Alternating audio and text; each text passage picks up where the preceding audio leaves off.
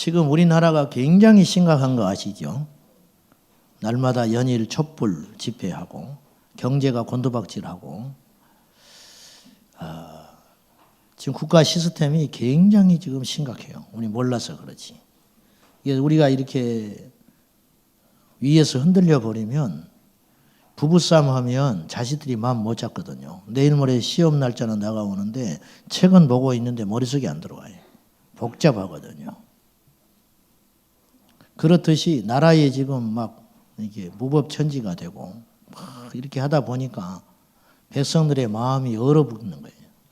우리나라 자영업자가 600만입니다. 자영업자가 600만. 치킨집하고 뭐 미용실하고 뭐 이런 자영업이 600만. 50대 되면 전부 아무리 우리나라에서 대단한 회사를 다녀도 50대가 되면 직장에 못 앉아 있습니다. 눈치 보여서. 젊은 사람들이 치고 오고 경기가 좋지 않으니까. 나이가 먹고 호봉이 늘어갈수록 그 한 사람 쫓아내면 젊은 친구 2명 쓸 수 있으니까 회사에서는 계속 쫓아내는 거예요. 막 쫓아내는 거예요. 나와서 할 게 있어야지. 평생 사무실에 앉아서 컴퓨터만 두드리다가 밖에 나와서 나이는 앞으로 수십 년을 살라는 남고 돈은 빠듯하고 애들은 대학 보내야지. 대학 가고 있지. 또 시집 장가 보내야지. 앞길이 막막한 거예요.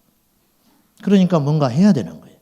뭘 하다 보니까 1, 2억 손에 쥐고 어설프게 그 돈 가지고 뭐 금방 까먹어 버려요. 금방. 언제 뭐 치킨을 해봤나? 응? 언제 뭐 배달을 해봤나 말이죠. 지금 그렇게 심각한 시대예요. 부동산은 막 거품물이 올라가가지고 전세는 폭등하고 집은 또 그렇고 지금 5년 전보다 빌라가요 10배 많이 지어버렸어요. 전세난이 막 가중되니까 나라에서 규제를 풀어가지고 빌라를 엄청나게 지어버렸어요. 지금 10배 늘었다고 10배. 곳곳에 다니면 빌라지요. 그 내년에부터 폭탄돼서 돌아옵니다. 분양이 돼야 말이지. 분양이 돼야 말이지. 가지고 막 가격 인하해가지고 덤핑으로 막 빌라 지금 분양한다고 난리 났지요. 막차 탄 사람들은 다 끝나버렸어요 또. 2, 3년 전에 지은 사람은 돈 벌었을 거예요. 근데 돈벌이 되는구나. 그래 땅 사가지고 대출 잔뜩 내가지고 빌라 지어가지고 빨리 분양하려고 그러는데 분양이 돼야 말이지. 이제 딱 막혀버렸어요. 지금 뭐 살 때 아닙니다. 미국이 지금 트럼프가 집권하면서 지금 금리가 어떻게 될지 몰라요. 돈키호테잖아요. 미래를 예측할 수가 없는 거예요. 세계 최강대국 대통령이 불확실한 사람이라. 그 사람을 욕하는 게 아니고 그 사람은 장사꾼이에요. 정치인이 아니고 협상의 귀재. 그러니까 자기 나라 뭐 미래 뭐 욕먹는 거 무서워하지 않는 사람이에요. 그런 체질이 못 되는 사람이에요. 그러니까 어떻게 될지 모른단 말이죠. 그쪽에서 기침하면 우리는 쓰러져 버려요. 미국에서 기침하면.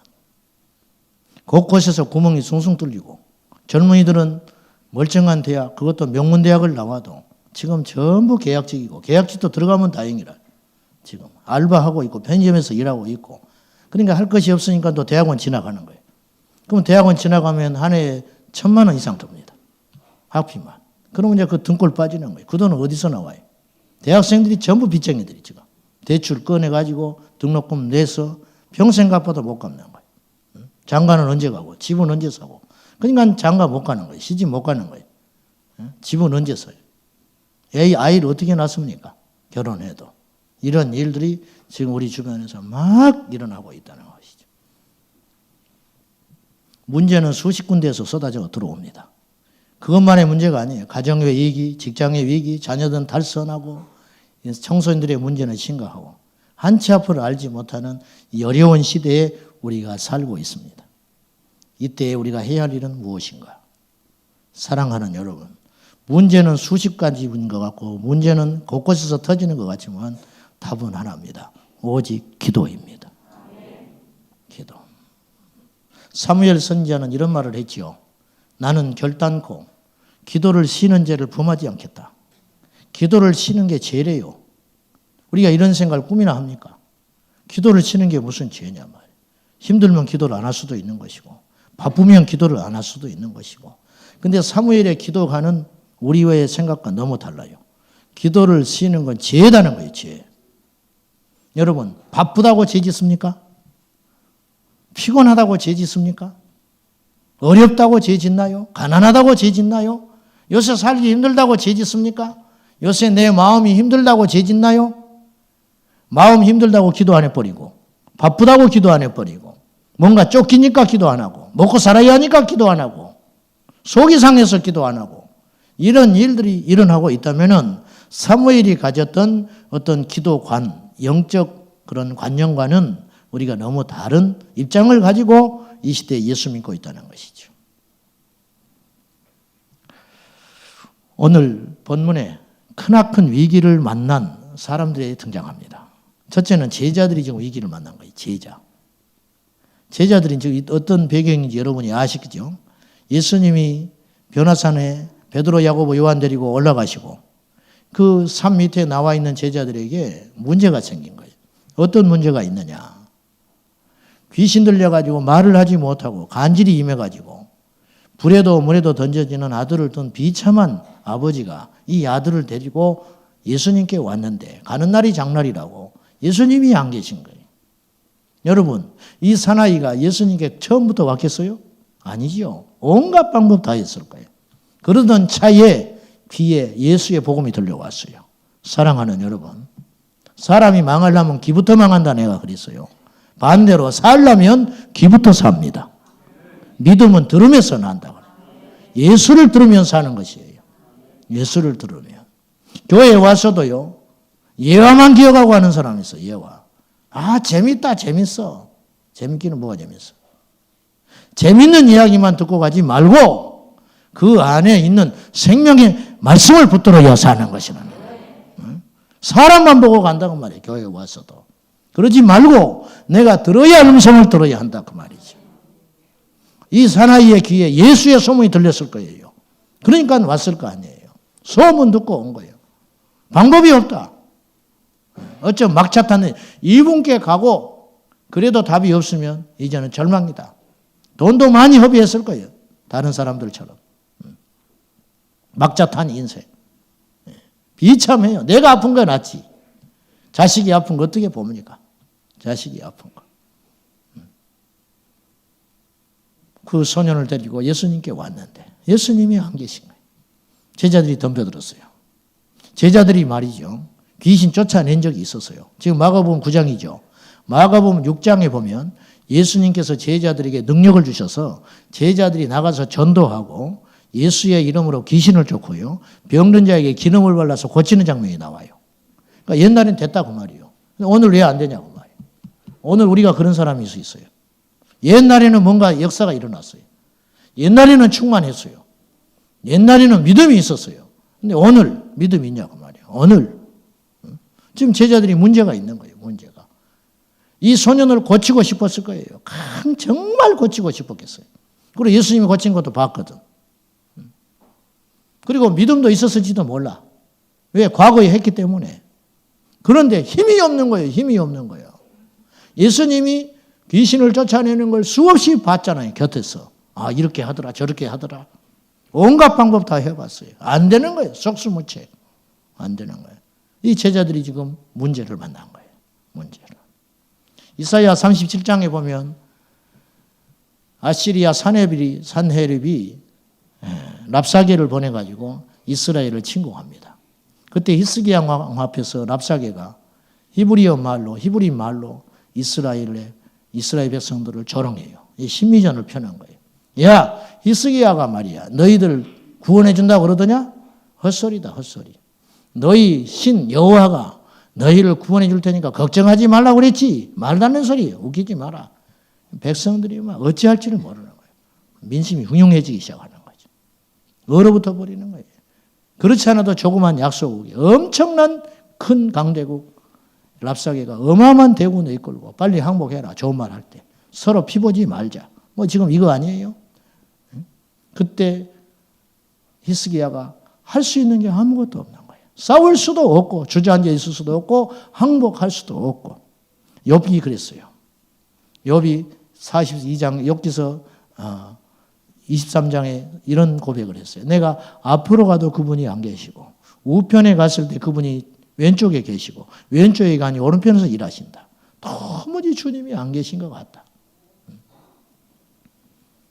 히스기야가 자신의 방백들을 신하들을 이사야 선지자에게 보내서 자기가 처한 상황을 이야기를 합니다.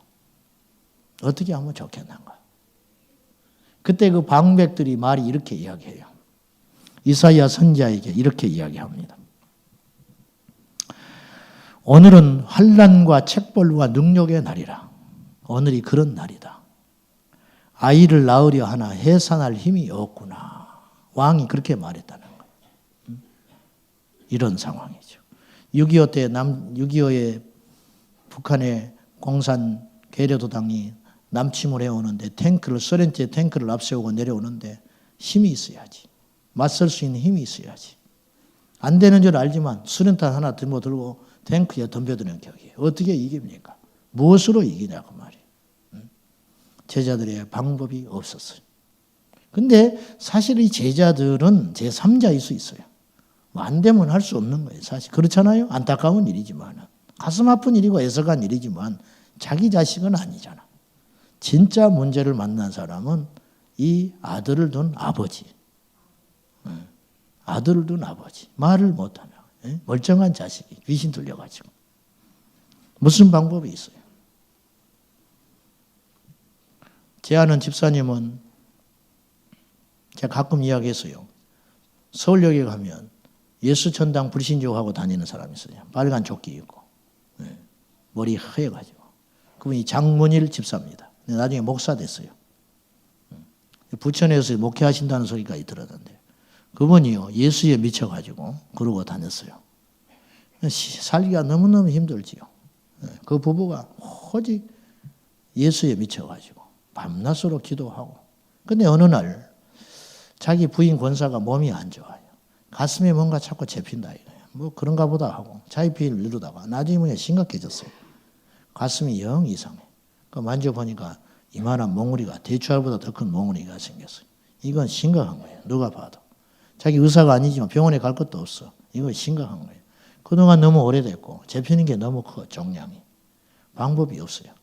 그날 저녁에 두 부부가 맞대어 앉아가지고 기도하고 찬송하고 손 얹어서 안수하고 기도하고 찬송하고 안수하고 그러다가 기도하다 보니까 날이 새더래요. 그 다음날 아침에 새벽기도 두 분 갔다 와서 펑펑 울고 기도하고 집에 돌아와서 잠깐 쉬었는데 아침에 일어나니까 가슴에 몽우리가 없어져 버렸어요.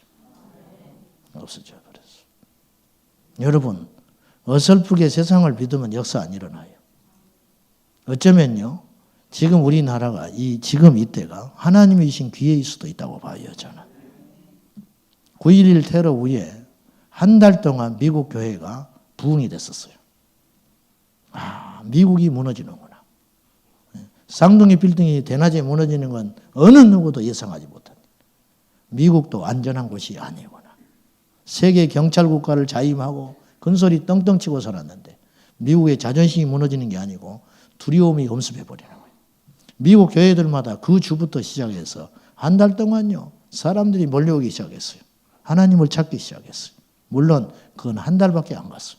다시 옛날의 모습으로 돌아갔어요. 인간은 그런 존재지만 이 위기 앞에 우리가 하나님을 찾으면 사는 것이고 이 위기 앞에 인간의 방법을 붙잡으면 무너지는 것이 지금 이 갈림길에 서 있는지 몰라요.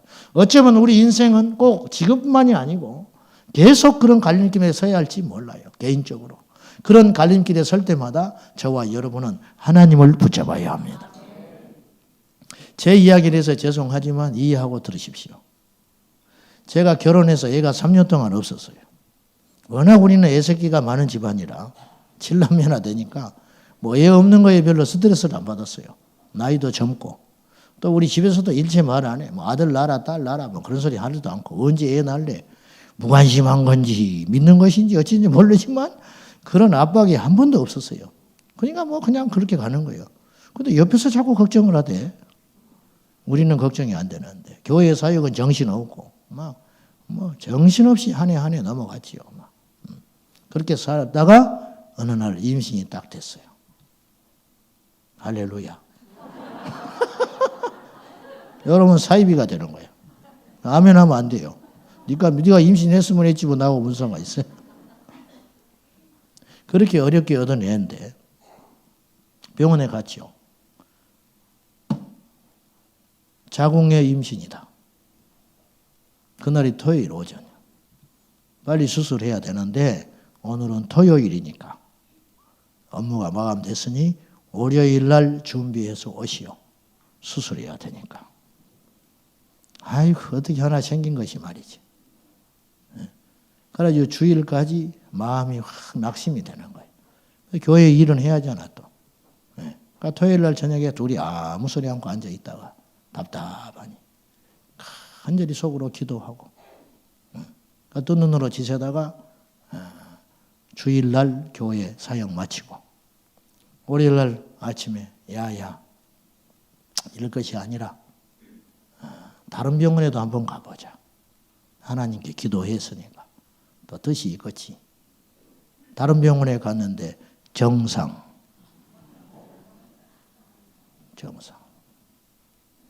누가 자궁의 임신이라고 합니까? 그 병원 갔으면 우리 꼬마는 없어요. 다른 병원에 갔더니 정상. 근데 내 눈으로 똑똑히 봤어요. 토요일 날. 자궁의 임신이라고 딱 보여줘 버렸어요. 사랑하는 여러분, 아무것도 할 것이 없었어요. 그러나 하나님을 찾고 찾았을 때 하나님께서 도와주는 역사가 우리 인생길 여기까지 오면서 숱하게 있었다는 거 아십니까? 사랑하는 여러분, 기도는 모든 승리의 원천입니다. 다시 모든 문제, 모든 상황 우리에게 수백 가지, 수천 가지 응용이 돼가지고 사람, 환경 막 뒤엉켜가지고 물질까지 뒤엉켜가지고 자아까지 뒤엉켜가지고 질병, 마음 상태, 환경, 나라, 안팎 복잡하게 뒤엉켜가지고 수백 가지 환난이 우리에게 노리고 들어와요. 그러나 답은 한 가지라니까요. 예수의 이름으로 기도하는 거. 예수의 이름으로 기도하는 거. 우리에게 밀려오는 위기는 두 종류라고 봅니다. 첫째는 사람과의 관계 위기예요. 이거 정말 힘든 것이거든요. 돈 있으면 뭐해? 돈 있으면. 사람과의 관계 위기. 20년 만에 야곱이 고향 땅으로 돌아옵니다. 그런데 에서가 400의 종들을 데리고 온다는 거예요. 그의 꾀대로 동원해가지고 예물을 앞세우고 자기 처자식을 다 앞세워가지고 야복강 건너로 보내놓고 야곱은 홀로 남았든지. 그런데 창세기 32장에 보면 그 야곱이 심정이 이렇게 고백을 해요. 심히 답답하고 두렵다. 심히 답답하고 두렵다. 그리고 하나님께 간절히 기도를 해요. 그때 홀로 남은 야곱에게 천사가 나타났습니다. 천사를 붙들고 씨름합니다. 내게 축복해 주시오. 이 문제를 해결해 주시오. 그렇지 않으면 당신 놀 수 없어. 웬만하면 놔버렸을 거예요. 밤새껏 천사와 씨름하는 거예요. 무슨 씨름? 나를 축복해 주시오. 나를 도와주시오. 이 문제 해결해 주시오. 이 천사가 무슨 죄가 있어? 근데 붙들려가지고 놓아주지를 않는 거예요. 놔버리면 내가 끝나는 거야. 내 인생. 여기서 차라리 죽는 게 낫다. 알고 봤더니 그분이 하나님이었잖아요. 하나님과 겨루어 이겼습니다. 네 이름이 뭐냐? 몰라서 물었겠어요? 야곱입니다. 이제부터 네 이름 야곱이라 하지 마. 이제부터 이스라엘이라. 이스라엘이라. 하나님과 겨루어 이겼습니다. 그게 이스라엘이란 이름이라. 그리고 한도뼈를 쳐버렸어요. 한도뼈가 허벅지 뼈이면 이걸 쳐버렸어요. 여러분, 야곱은 평생 저른바리로 살았어요. 그렇죠? 그때 허벅지 부러져가지고 평생 저른바리 신세로 살았어요. 그런데 그 한도뼈 하나를 내주고 야곱은 모든 환난과 문제에서 해결함을 받았어요. 사람과의 관계, 그 사람하고 풀어야 할 것 같잖아요. 우리가 그런 유혹에 엄청나게 많이 빠져요. 저 사람하고 얽혔다. 셀 리더를 하다 보면 별 문제가 다 많아요. 목회를 하다 보면 별 문제가 많아요. 어느 날부터 안 쳐다봐 나를. 저거 병들었구나. 근데 영문이나 알면 좋겠어. 영문이나. 까닭 없이 나를 안 쳐다봐. 인사를 안 받아.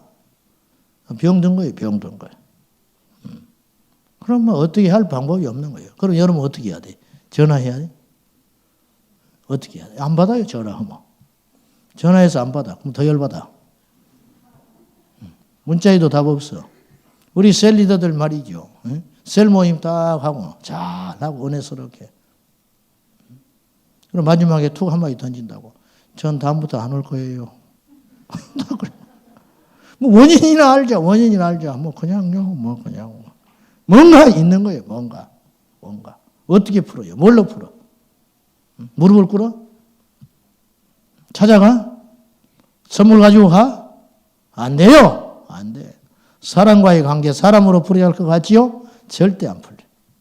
풀 수 있는 분은 한 분밖에 없어요. 우리 주님밖에 없어요. 에서를 무엇으로 풀어요? 야곱이 에서를 뭘로 움직입니까? 해봤잖아요. 선물 다 재산이 무슨 필요가 있어? 내가 죽게 생겼는데. 혈기 등등 해가지고. 에서가요 400명을 데리고 올 때는 작심한 거예요. 환영하러 나왔겠어요? 400명 데리고? 아니에요. 뭔가 손봐버리려고 온 거예요. 이를 갈고 있어 20년 동안. 자기 등쳐 먹었어요. 장작관 뺏어가 버리고. 이놈 재피견하면 죽는다. 그래서 아버지 죽을 때가 되니까 그의 어미가 비시킨 거 아니에요. 이 박박 깔고. 에서는 누릴 만큼 누리고 있는 사람이에요. 400명의 이 종들을 부릴 정도면 엄청난 재력을 갖고 있는 거예요. 그 할아버지 때부터 아브라함부터 물려온 유산 그대로 고수를 받아가지고 떵떵거리며 그 지역 유지로 살고 있는 거예요. 야곱은 뒤로 돌아가지도 못해요. 예삼촌 라반하고도 거꾸로서 들어가지를 못해. 이제 나섰어. 큰소리치고 나왔어. 이제 돌아가지 못해. 붙잡는 건 나왔잖아요. 이제는 가야 돼요. 죽으나 사나 에서를 만나야 돼. 근데 그 에서를 어떻게 움직이냐고 말이에요. 양떼를 보고 에서가 넘어올까요? 자기도 그만큼 있는데? 그럼 조카나 뭐 그런 제수씨 보고 넘어올까요? 무슨 상관이 있어? 처음 본 것들인데. 안 돼요. 방법이 없으니까 그거 해보는 거예요. 야곱이. 근데 하나님께서 에서의 마음을 움직였어요.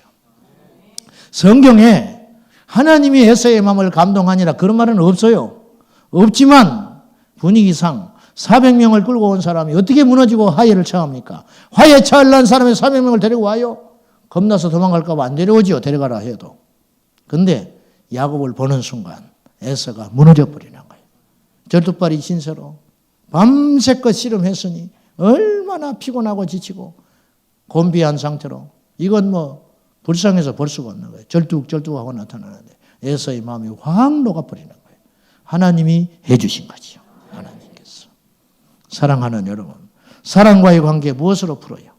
하나님께 기도하고 엎드리는 길이 제일 빠르다. 제일 빠르다. 그것이 제일 후유증이 없더라고 말이지요. 앞으로 교회 생활 하다 보면 숱한 많은 문제가 있어요.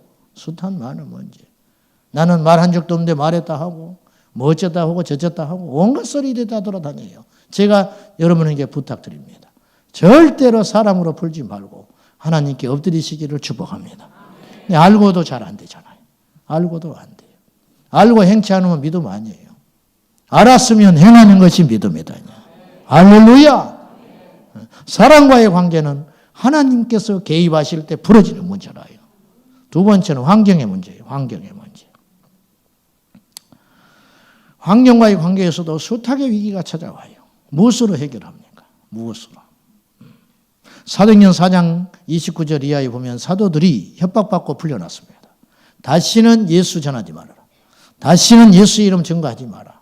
한 번만 더 그러면 죽는다. 그러나 풀려난 사도들은 예수 안전할 수 없었어요. 그들이 하나님께 이렇게 기도합니다.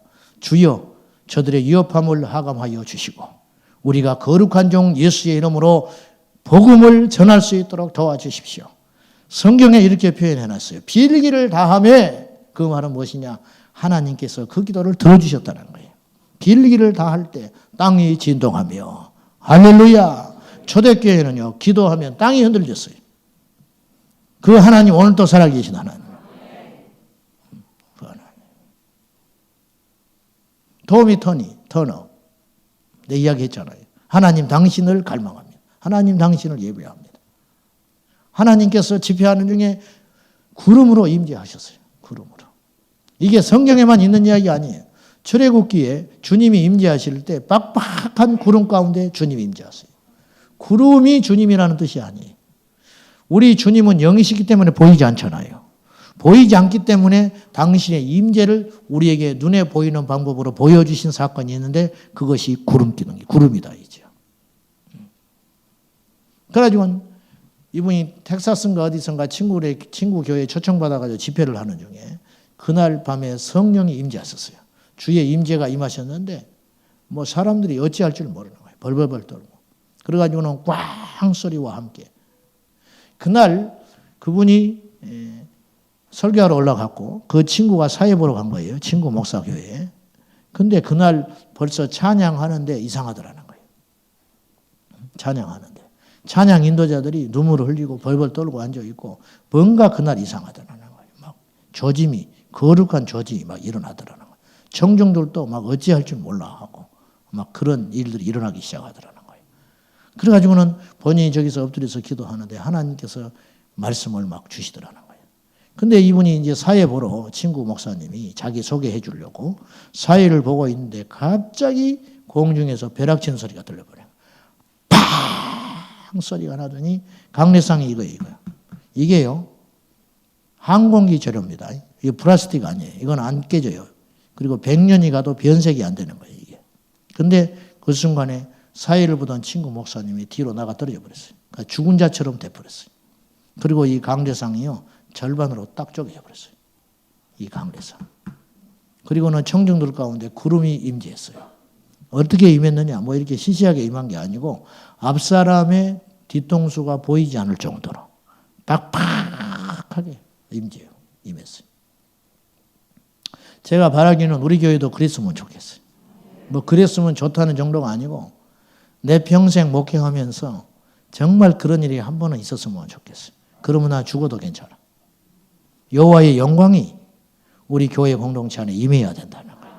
임하려면 어떻게 하냐면 하나님을 경외해야 돼요. 졸고 앉아있으면 안 돼. 하나님을 높여야 돼요. 오늘 여러분 이 자리에 오실 때 기도하고 오셨어요? 오늘 이 자리에 오실 때 주님 만나러 왔어요? 금요일이니까 왔어요? 예, 끝나고 밖에 나가면 또 담배 하나 피울 참이에요 지금? 그런 사람이 한 사람만 있으면 역사 안 일어나요. 아십니까? 하나 돼야 되는 거예요.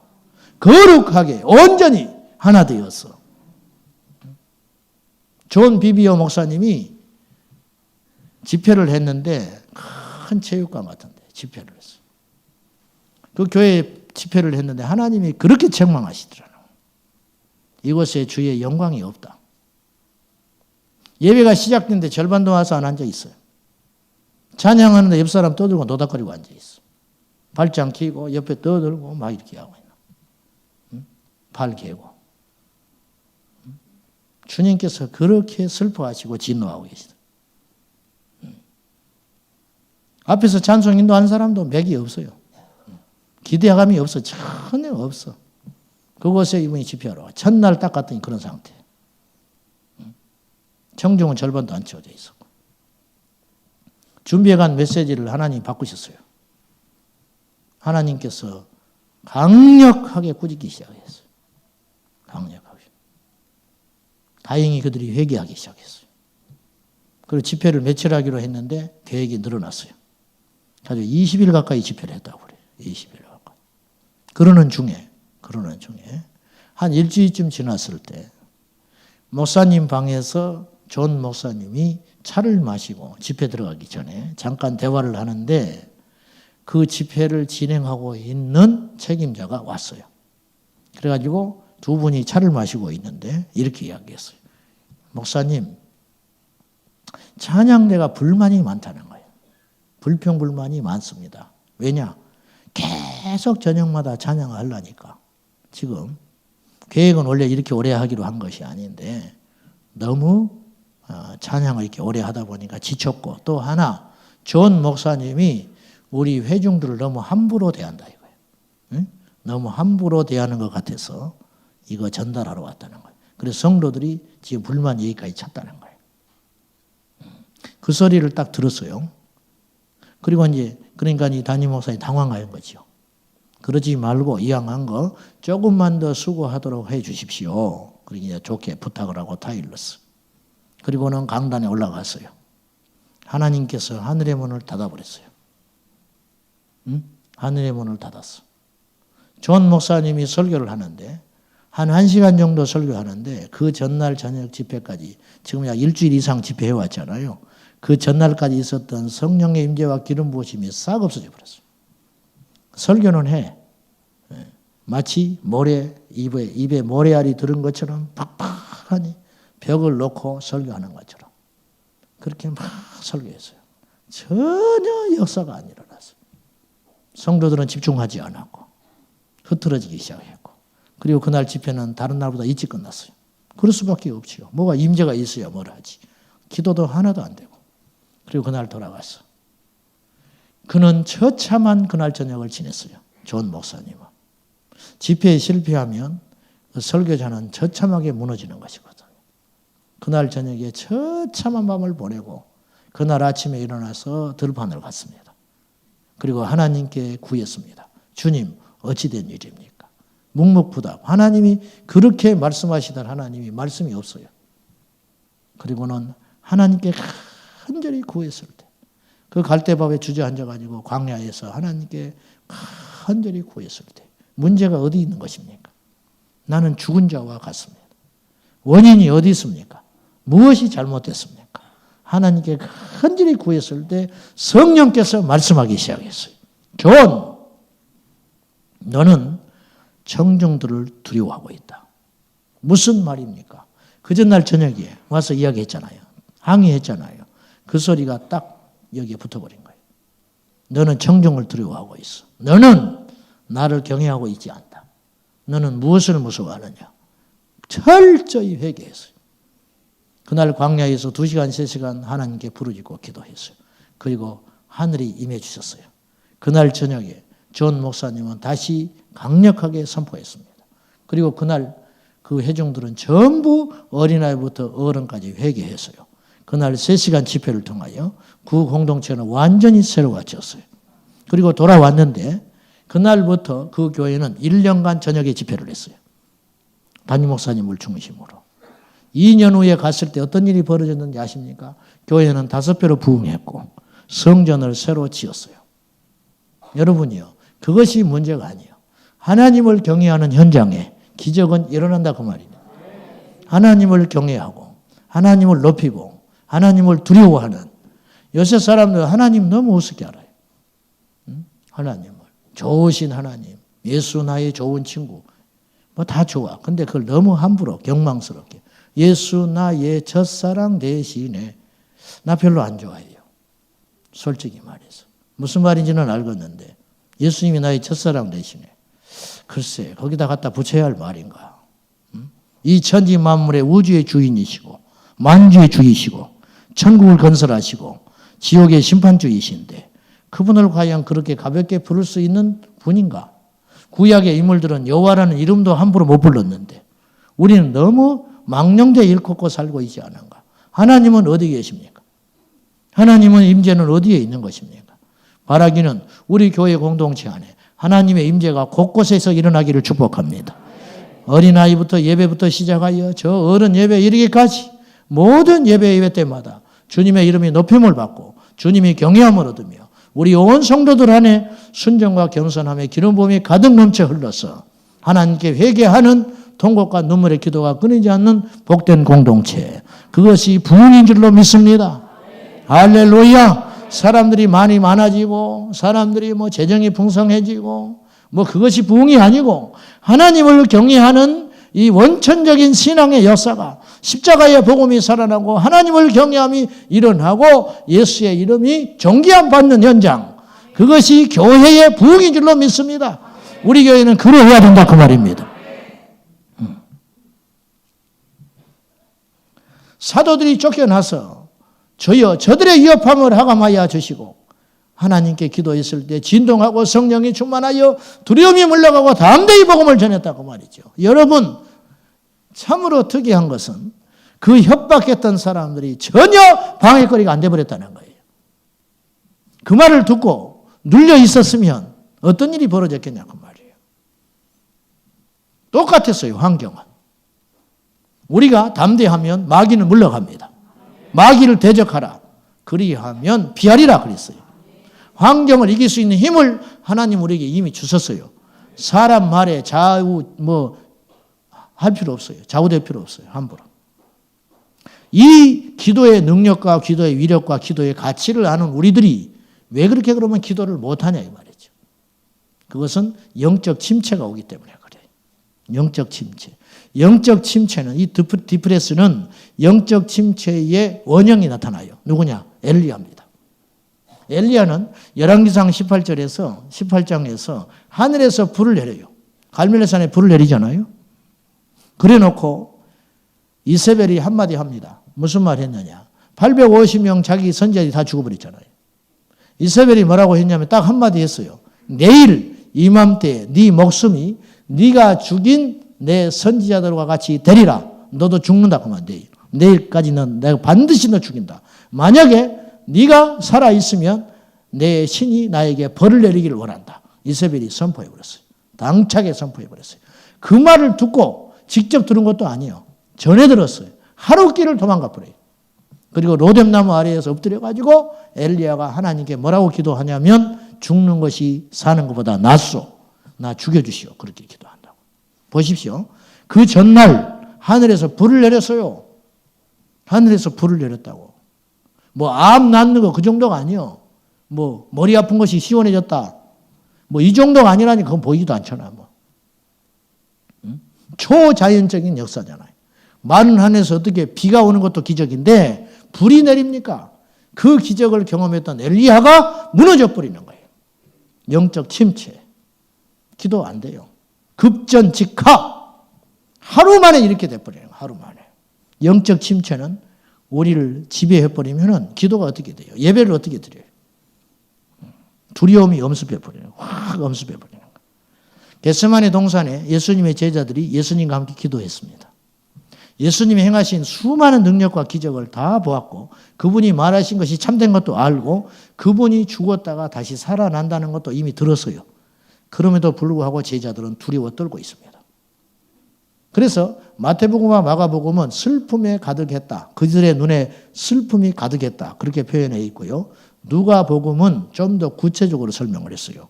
거기에는 뭐라고 나와 있냐면 누가복음 22장 45절에 보면 슬픔으로 인하여 잠들었다. 슬픔으로 인하여 잠들어 있었다. 기도할 수가 없었다. 마음이 상처가 있고 슬픔과 낙심 그리고 두려움에서 상처가 오래 가버리면 영적인 침체가 확 와버리는 거예요. 우리가 왜 기도하느냐? 기도가 안 되느냐 하면은 내 안에 영적 침체가 오는 거예요. 여러분 언제부터인가 지금 여기 있는 분들 중에 오늘 발악하고 온 분도 있어요. 발악이라는 표현이 좀 그렇지만은 살기 위해서 온 분 계시다고. 기도가 너무 기도줄이 안 잡히니까. 요새 내가 나를 봐도 한심하니까. 그런 분 있죠? 네? 두 분 있어 여기 양쪽에 하나씩. 요 통로를 딱 중심으로 이쪽에 한 명, 이쪽에 한 명. 잘 오셨어요. 살기 위해서 와요. 영적 침체가 계속되니까 기도가 안 되잖아요. 기도가 안 되니까 상황은 더 무서워지는 거예요. 상황이 나빠지는 게 아니고 내가 그 상황을 이기지를 못하게 되는 거예요. 왜? 내게 능력이 없어지니까. 여러분 똑같은 상황이라도 기도하면 승리합니다. 근데 똑같은 상황이라도 기도가 약해지면 무너지는 거예요. 여러분이 다 경험하고 있어요, 지금. 옛날에는 그 말 대수롭지 않게 들었어요. 근데 왠지 그 말이 확 꽂혀가지고 내 심정을 휘어퍼고 돌아버리는 거예요. 그렇죠? 옛날 같으면 웃고 넘어갈 일이 지금 웃고 못 넘어가. 왜 그러냐? 내가 상대적으로 약해진 거예요. 환경의 위기가 커진 게 아니고 내가 약해진 거. 똑같은 거예요. 내가 약해지니까 환경은 커지는 거지요. 내가 커지면 환경은 작아지게 되는 것이. 다윗이 골리앗을 이길 만한 믿음이 있으니까 골리앗이 아무것도 아닌 것처럼 보이잖아요. 그렇지 않습니까? 바로 그것이거든요. 사랑하는 여러분, 말하라고 하세요. 여러분 비방하라고 하세요. 하나님만 알아주시면 된다. 그리고 나가면 마귀는 떠나가게 되는 거예요. 뭘 한마디 들으면 막.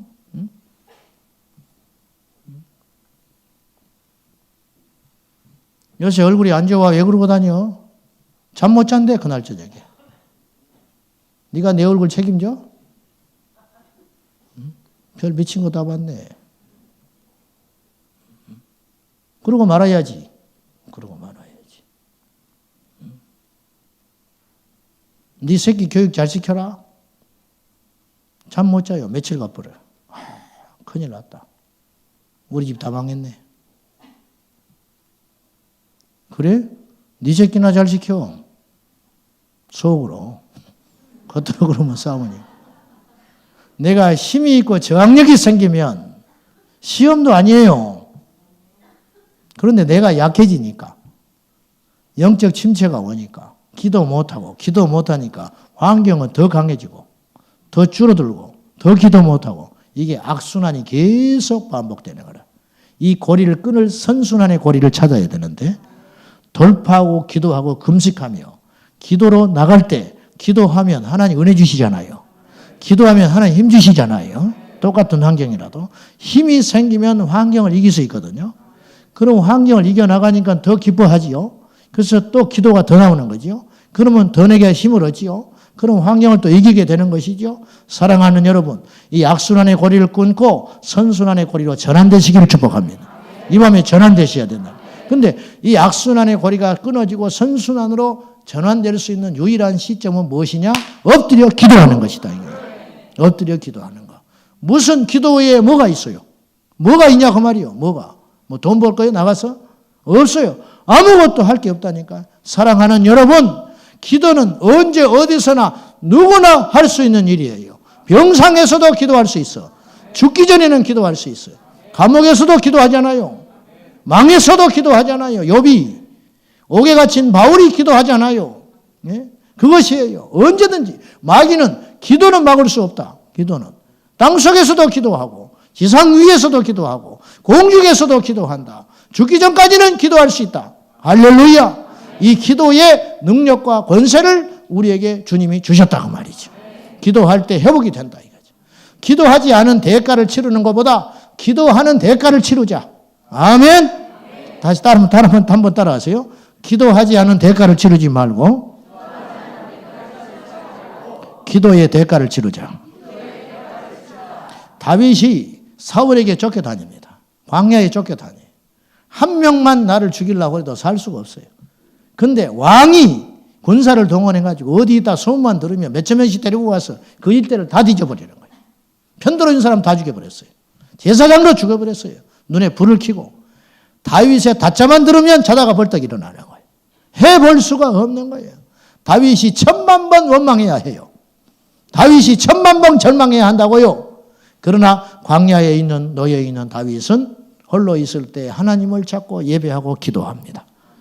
그랬을 때 하나님이신 은혜가 있는데 문제를 해결해 주는 것도 있지만 정확한 판단을 할 수 있도록 하나님께서 함께 하셔요. 그래서 원망하지 않아요. 그리고 사울을 미워하지 않아요. 미워하고 맞섰다면 다윗은 똑같은 존재가 되는 것이에요. 하나님께서 은혜 주시고 기도하고 예배하였더니 하나님께서 힘을 주셔가지고 하나님의 방법으로 상황을 보기 시작하는 거예요. 그래서 다윗은 승리하게 되는 거예요. 엄청난 비결이 숨겨져 있습니다. 할렐루야. 이거 하나만 건져도 오늘 우리가 승리할 수 있습니다. 기도가 약해지면 인간의 말과 생각이 지배하기 시작해요. 거칠어집니다. 거칠어져. 기도하지 않으면 강팍해져요. 기도하지 않으면 속이 좁아져요. 기도하지 않으면 무너집니다. 기도하지 않으면 얼굴이 벌써 달라져요. 기도하지 않으면 말부터 달라져 버려요. 사랑하는 여러분, 기도할 때 우리는 진정 승리할 수 있습니다. 기도할 때 우리는 강해질 수 있는 것입니다. 문제는 수십 수백 가지지만 답은 한 가지. 오직 예수의 이름으로 기도하는 것이에요. 기도는 영적 호흡이라 그랬잖아요. 그렇죠? 호흡을 쉴 수 있나요? 기가 막힌 상황을 만나도 호흡은 쉴 수 없는 거예요. 오늘 내가 기분이 안 좋아. 내일 아침까지 수도. 그럴 수 없는 거예요. 오히려 위기 상황이 닥치면 호흡은 더해져요. 호흡이 가파진다는 것은 내 몸에 이상신호가 왔다는 거예요. 그렇잖아요? 그러니까 막 더 호흡이 가파진다. 더 많은 산소를 필요로 하고 내 몸에서 그래서 위기를 만나면 호흡이 가파진다고요. 마찬가지예요. 내 인생에 위기가 오고 시련이 오고 고통이 올 때 우리는 기도의 양을 늘려야 합니다. 아멘입니까? 시험이 올 때 낙심하고 주저앉아 있지 말고 입을 둘러서 있지 말고 예배당에 와서 기도의 분량을 더 넓혀라. 기도의 분량을 극대화해라. 평안할 때는 기도를 멈추고 위기가 오면 기도하라. 환난이 오면 기도하고 할렐루야. 그리하여 우리가 날마다 영적으로 건강하고 승리하는 믿음의 사람 다 될 수 있기를 예수님의 이름으로 축원합니다. 기도하겠습니다. 살아계신 아버지, 우리가 다시 한번 하나님께 엎드려 기도하려고 합니다. 저희가 한 달여 전에 24시간 기도를 경험을 했습니다. 주님, 그 은혜는 그날로 족합니다. 우리는 또다시 기도해야 할 때가 되었습니다. 온 성도들이 일어나 기도하게 하여 주시고 이 밤이 맞도록 기도하게 하여 주시고 하늘의 문이 열릴 때까지 구하고 간구하게 하여 주시옵소서. 이 밤에 우리 모두가 기도가 회복되게 하여 주시옵소서. 성령으로 충만하게 하여 주시옵소서. 예수님의 이름으로 기도 올리옵나이다. 아멘. 찬송합니다. 찬송 191장 250장 연속해서 할 때 손뼉에서 불이 나도록. 그렇죠 여러분? 대답도 안 하네 이제. 자, 손뼉 한번 크게 한번 쳐보세요. 시작.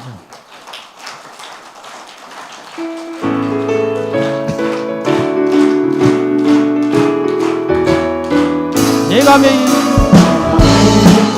순례의 길에 주의 팔이 나를 안보하며 주의 반국을 나를 잡으며 주의 영이 함께하리라. 아멘. 성령의 예수네 할렐루야 함께하시네. 좁은 길을 걸으며 밤낮 기뻐하며 주의 영이 함께하리라. 내가 매일 기쁘게 순례의 길 행하며 주의 팔이 나를 안보하며 내가 주의 품목을 받는 참된 믿음 주의 영이 함께하리라. 할렐루야. 성령의 예수네 할렐루야 함께하시네. 좋은 길 걸으며 만난 기뻐하며 주의 영이 함께하리라. 내가 매일 기쁘게 순례의 길 행하며 주의 팔이 나를 안보하며 내가 주의 품목을 담는 주님 주의 영이 함께하리라. 아멘. 성령의 예수네 할렐루야 함께하시네. 좋은 길을 걸으며 밤낮 기뻐하며 주의 영이 함께하리라. 전에 죄에 빠져서 평안함이 없을 때 예수 십자가의 몸을 힘입어 그가 다리 엎드려 참된 평안을 주의 영이 함께하리라.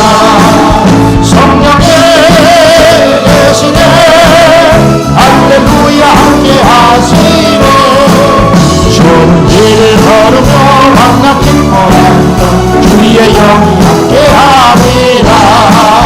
나와 동행하시고 모든 염려하시니 나는 숲에서와 같이 기쁘다. 내가 기쁜 마음으로 주의 뜻을 행하며 주의 영이 함께하리라. 아멘. 성령의 예수네 할렐루야 함께하시네. 좋은 길을 걸으며 밤낮 기뻐하며 주의 영이 함께하리라. 세상 모든 욕망과 나의 모든 정욕은 십자가의 힘이 못을 당한데 건강이 지나고 무거운 힘없이 주의 영이 함께하리라. 아멘. 성령의 예수네 할렐루야 함께하시네. 좋은 길 걸으며 밤낮 기뻐하며 주의 영이 함께하리라. 성령이 예수네 성령의 예수네 할렐루야 함께하시네.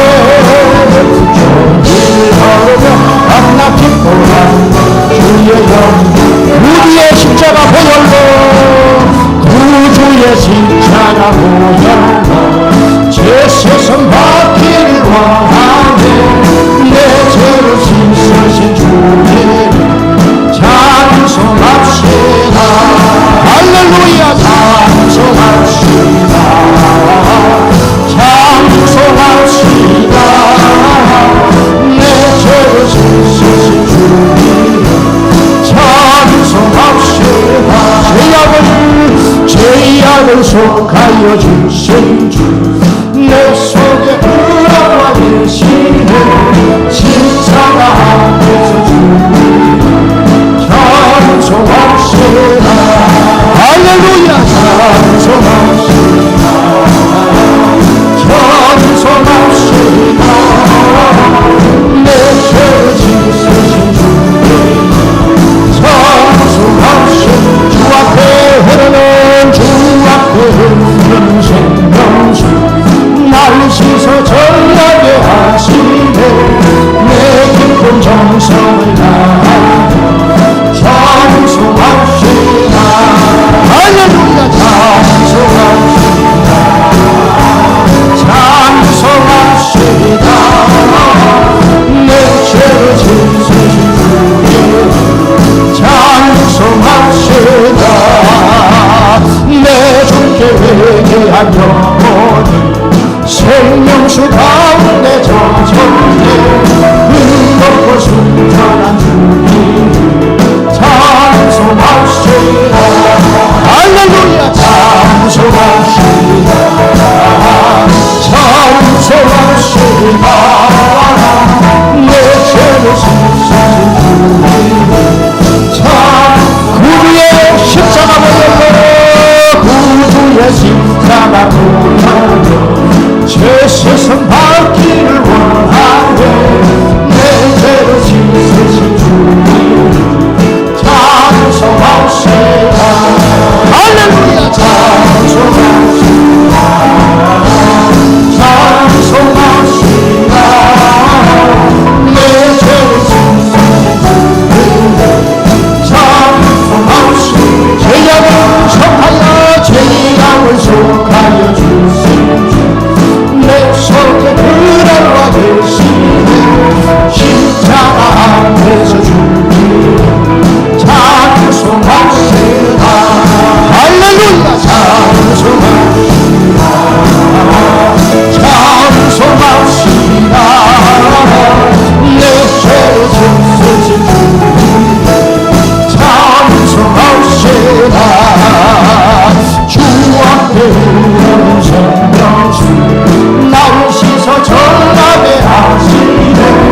내 깊은 정성을 다하여 찬송합시다. 할렐루야. 찬송합시다. 찬송합시다.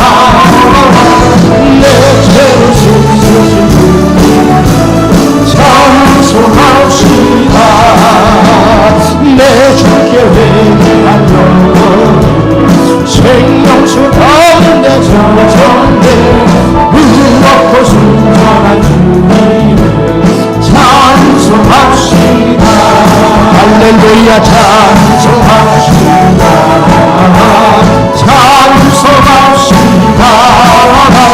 내 죄를 씻으신 주님 찬송합시다. 내 주께 회개한, 내 주께 회개한 영혼 생명수 가운데 젖었네. 의롭고 순전한 주님 찬송합시다. 할렐루야. 찬송합시다. 찬송합시다. 내 죄를 씻으신 주님 찬송합시다. 내 주께 회개한, 내 주께 회개한 영혼 생명수 가운데 젖었네. 의롭고 순전한 주님 예수 이름 찬송합시다. 할렐루야. 찬송합시다. 찬송합시다. 내 죄를 씻으신 주님 찬송합시다. 내 주께 회개한, 내 주께 회개한 영혼 생명수 가운데 젖었네. 의롭고 순전한 주님 찬송합시다. 할렐루야. 찬송합시다. 찬송합시다. 내 죄를 씻으신 주님 찬송합시다. 내 주께 한 영혼 생명수 가운데 젖어 기도를 쉬고 있는 여러분, 이것은 결코 작은 일이 아닙니다. 언제부터 기도가 쉬어졌습니까? 언제부터 하나님과의 관계가 단절이 왔습니까? 언제부터 여러분의 예배가 형식적이 됐습니까? 언제부터 기도를 쉬고 계십니까? 이 밤에 기도가 회복되기 원합니다. 이 밤에 주여 우리를 살려주소서. 기도가 살면 이 민족이 삽니다. 기도가 살면 우리 교회가 삽니다. 기도가 살면 우리 가정이 삽니다. 기도가 살면 내 자녀가 삽니다. 오직 우리가 이 시간 기도해야 되겠습니다. 예수 이름으로 기도해야 되겠습니다. 예수 이름으로 우리가 살아야 되겠습니다. 찬송합시다. 기도합시다. 기도합시다.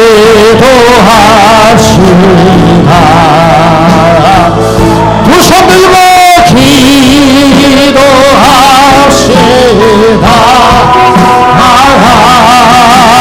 내 죄를 씻으신 그님께 기도합시다. 기도합시다.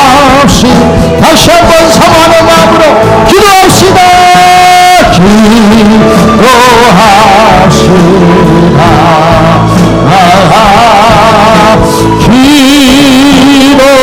기도합시다. 내 죄를 씻으신 주님께, 내 죄를 씻으신 주님께 기도합시다.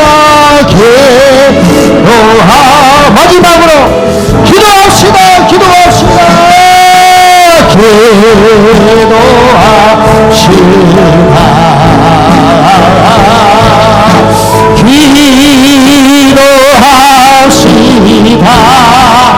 내 죄를 씻으신 주님께, 내 죄를 씻으신 이 밤에 기도가 회복되기를 원하시는 여러분, 주님을 세번 부르고